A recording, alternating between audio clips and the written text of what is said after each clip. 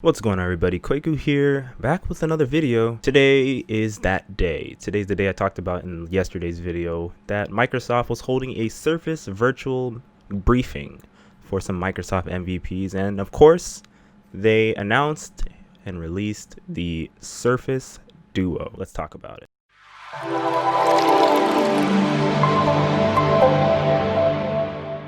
So the Surface Duo, as I was expecting, was not going to be a cheap phone, and it is not a cheap phone.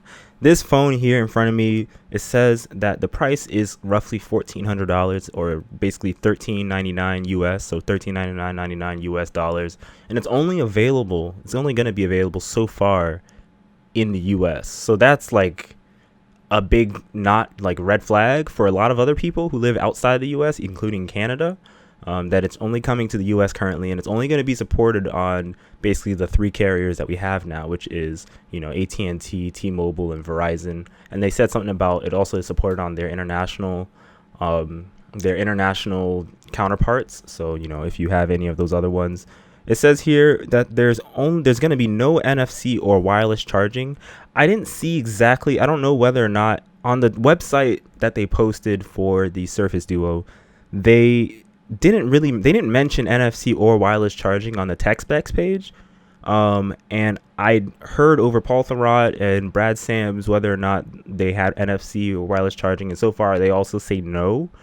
So I hope that at least, if anything, it has NFC, because as you know, mobile payments, including Apple Pay itself and Samsung Pay and Google Pay or whatever it's called, they are pretty much working off of NFC.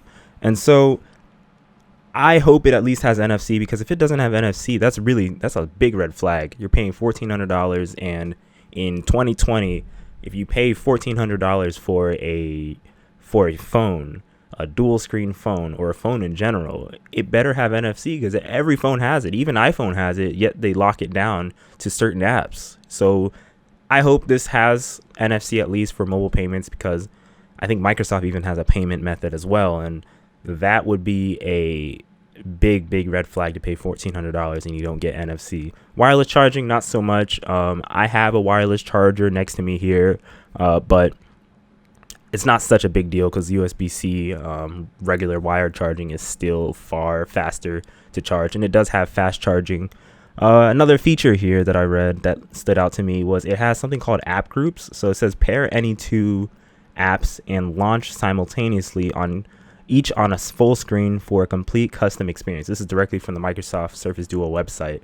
So basically you can have like a folder, it almost looked like a folder, but you can set it so that way maybe you have two apps on the left screen, top and bottom, and you have another full app on the far right side, and you can set that as a shortcut on your home screen or whatever you want. And then what that will allow you to do is you can just press that, and every time you press that shortcut, it'll open up all three apps at the same time. That's pretty cool. That's pretty cool. So you can imagine if you're a stock trader or whatever it is, and you can put your stock account on one side, and then your analysis and stuff like that, your charts on the right side or whichever side you want, and you can kind of interact between the two, which is really dope and really cool. So that way, if you're just in that mode of I'm ready to invest, you just press that shortcut or that app group, and then it'll just span whatever you're working on. So that's really cool. I can imagine that for even my own videos, where if I'm doing a story like this, I can literally just have story mode where I have like the apps that I typically use to pull stories out. So that's pretty cool. Another thing here, it says dual screen enhanced apps. Basically what that is says scroll through your photo library on one screen while viewing your selection on the other. So basically you can scroll through your, say, not just your photo gallery. They give an example of like Spotify or like I think HBO Max and some things like that, where you can, and Pinterest, where you can imagine if my notes here of this iPad, is it in screen? There you go. Imagine if this was cut in half, right?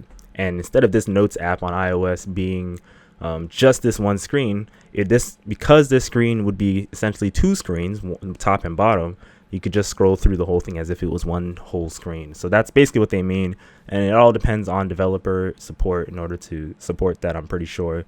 So let's hope developers get on that to figure that out, if this is a thing that will actually survive in the market, because so far I'm kind of iffy. The price is a little high.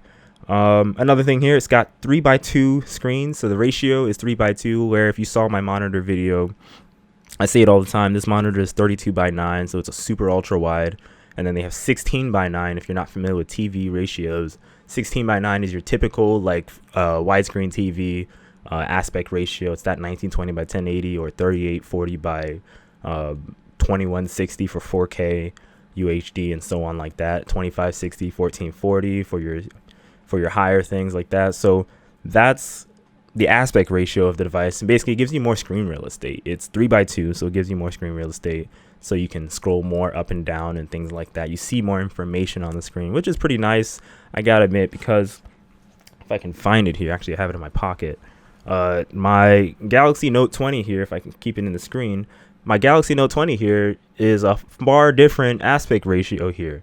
You know, it's far different. This is definitely not 3x2, but these will have dual 3x2 ratio screens. Resolution, I think I'll just post it on the screen here because I don't remember what it is, but it's got that. Another thing here, Surface Slim Pen support. Now, as far as I remember, I could be wrong. Someone can correct me if I'm wrong. The Surface Slim Pen is the same pen that is with the Surface Pro X. I believe that's what it is, that ARM Surface Pro. I think that's the same pen that's in that, I believe. And I think you can just buy it separately because it doesn't include the Surface Slim Pen, but you can buy it separately, or maybe you can just pull it from your Surface Pro X and use it with your Surface Duo, which is pretty cool.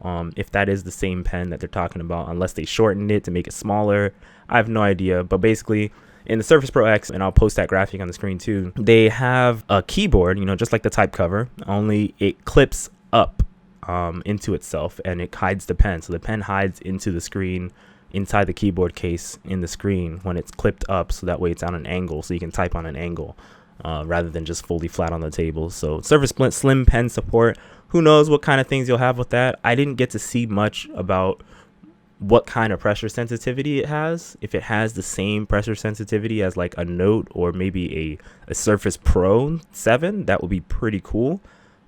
Because graphic designers, even though it's very small, you can do like little nice sketches. I don't know how practical these small screens would be for nice sketches, but it is what it is. And speaking of small screens, Microsoft touts that the total screens together diagonal, I guess in a landscape fashion, I believe, is 8.1 inches. And they try to advertise that the whole device has a total of 8.1 inch screen on it. And of course, Paul Thurrott and a bunch of other people were just like, no, it's two screens, and they're, I think, 5.6 inch, I believe, 5.8, 5.6 inch screens. So it's just two 5.6 inch screens, which when you open it up all the way flat and try to use them all the way, which I don't know how many apps will do that, probably is 8.1. So yeah, so that's that for the screens. And then last thing here, it has something called peak mode, which is similar to the Samsung line, where when you get a Samsung device like this here, or the Galaxy S9 here, you have, when you get a certain case, Samsung's like flip case on it, basically when you open it up slightly, Samsung had a feature where you can just kind of see the small amount of information that's just shown when you open up the case slightly, and then when you open up the case all the way is when you get the full phone experience. So they're bringing that also to the Surface Duo, where when you open up the clamshell, factor, because it doesn't have an outside screen, it's just the internal screens. When you open it up slightly, it basically just gives you like a basic information of maybe the clock or maybe your quick notification, just to see what it is that you got a notification on, so you don't have to open the whole thing every time. And then when you open it up all the way, then you get the whole experience of using the whole thing. And of course, lastly, the screen opens, both screens, they open up basically like the 2-in-1 laptops, where they fold all the way out so they can be like a tablet. They do the same thing. It's basically like a mobile phone 2-in-1, where it just does the same thing. You got a giant keyboard, because if you rotate it landscape and you type with it open, you got a giant keyboard that your thumbs may or may not reach the middle.